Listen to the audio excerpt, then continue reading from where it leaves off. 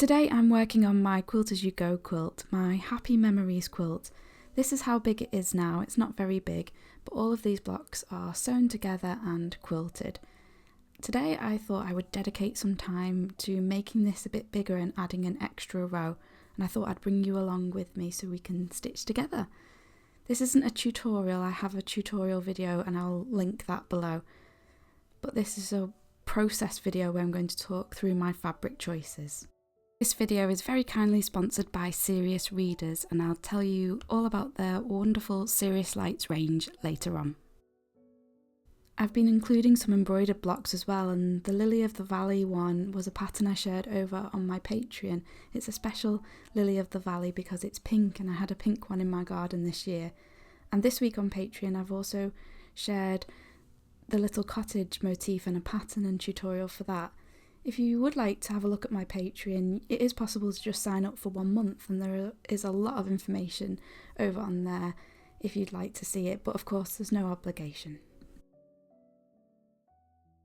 There are so many joyful things about this quilt, but the back is definitely one of them. It is like having 2 quilts in one, and when I'm choosing the fabrics for the back, I really try hard to make sure I'm not choosing the same fabrics. They're not going to touch each other. I think there will be duplicates as time goes on, but I really don't want the same fabric touching each other. I'm going to try and choose as many different Liberty prints as possible. It is a tricky task, but that's my aim.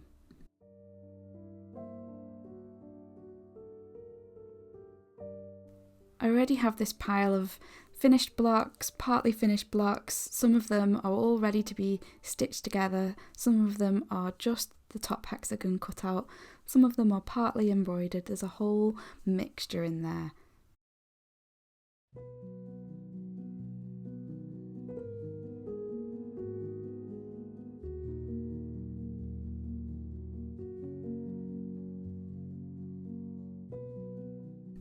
Now I've also been collecting fabrics over the last few months, and this is a Bell and Boo print that I bought from Elmhurst Fabrics, and I'll leave a link to all of the fabric shops that I've been using for this project down below, so you might be able to find some of these prints too. In fact, this whole pile is from Elmhurst Fabrics, and there are some garden themed prints which are really sweet. I love this one with the seed packets, and I really like this butterfly print. It's an off-white background with these swirls of flowers and butterflies. And then the rest are the Daniela Drescher fabrics, which I've used quite a lot in the quilt so far, and her designs feature plants and animals and nature and fairies and children, and they are so whimsical. I really love them.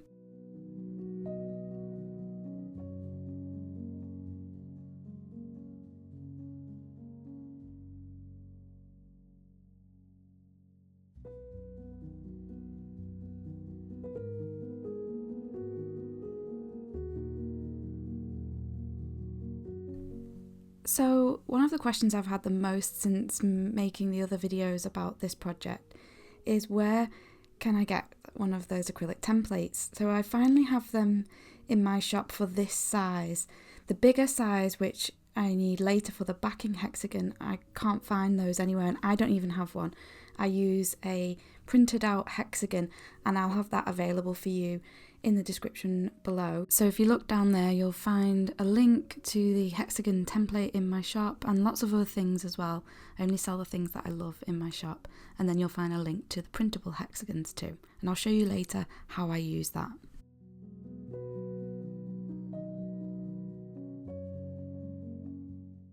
So my plan is to cut all of the top hexagons that are going on the front of the quilt first, and then to see what they look like compared to the rest of the quilt, and then I'll choose my backing fabric hexagons. So all of these hexagons that I'm cutting out are 3¼ inches. I also bought some more fabrics from Rose Garden Patchwork, this beautiful tiny floral print with a dot, and the cherry print too, and I'll leave a link to Rose Garden Patchwork below. You will love her shop.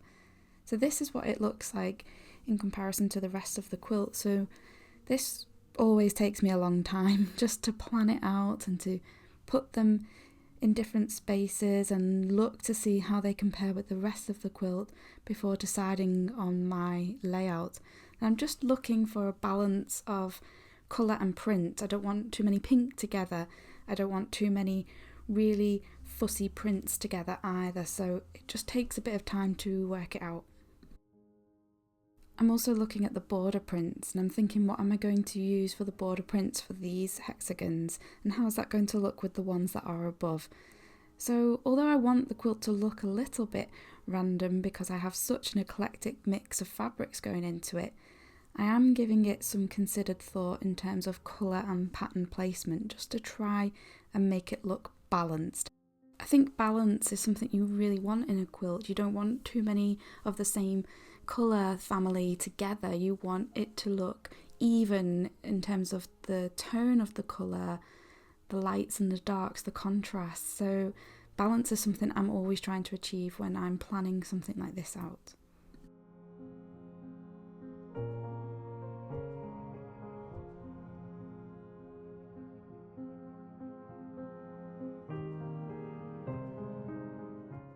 So now I have my big box of Liberty out and I am trying to choose what is going to frame each print.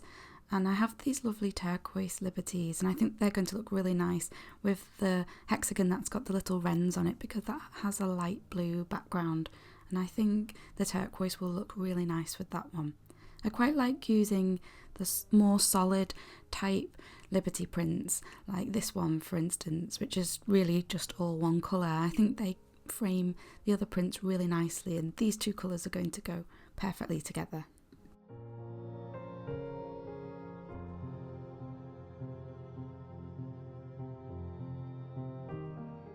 I also have to keep in mind what is already on the back. I don't want the same print or the same colour touching too much. I think this Betsy is going to look perfect with this little deer print because of the greens in both of them. So that's a perfect match. And I think I'm going to choose this pink to surround this lovely ditzy floral. So here is where I'm using the 4-inch printable hexagon template with a ruler to cut it out, because I don't have an acrylic template in this size. And this works perfectly well.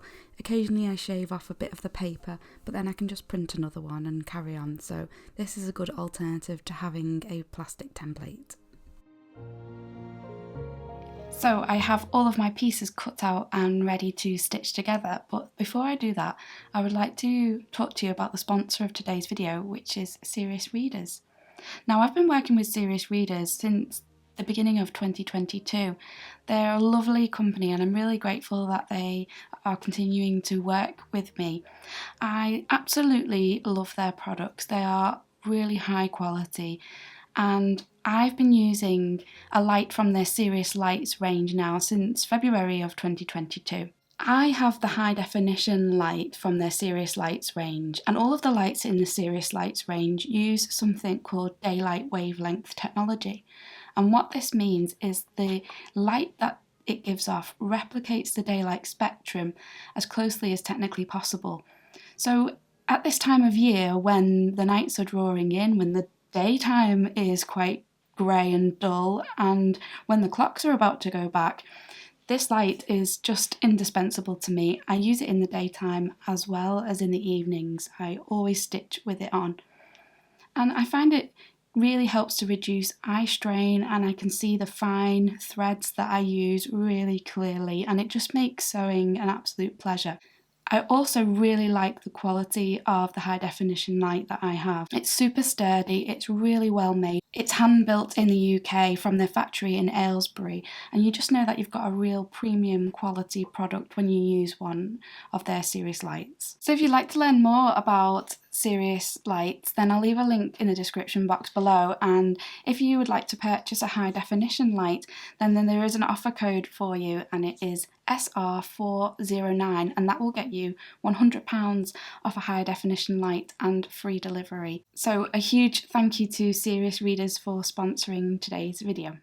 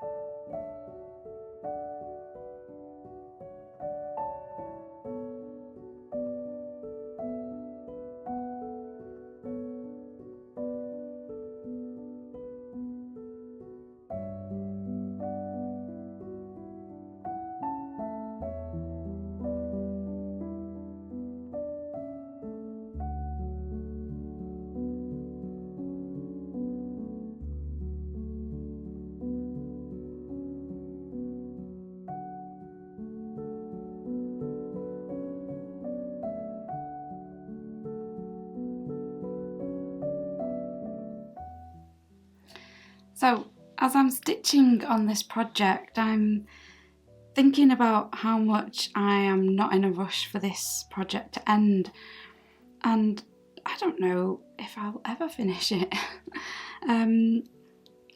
I just absolutely love the ongoing nature of it. I love that I can just keep adding to it, but at any point when I do stop, like how big it is now,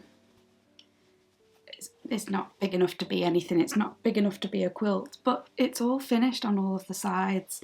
So it's just lovely at any stage in which you stop.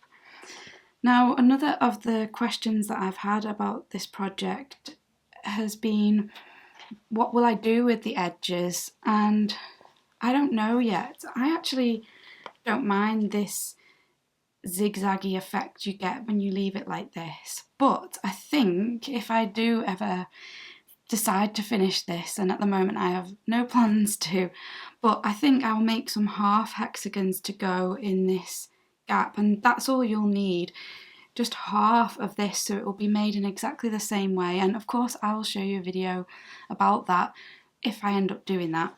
But in terms of the sides, I'm not going to do anything about that. I quite like this zigzag effect that you get with it, so I'm going to leave that as it is.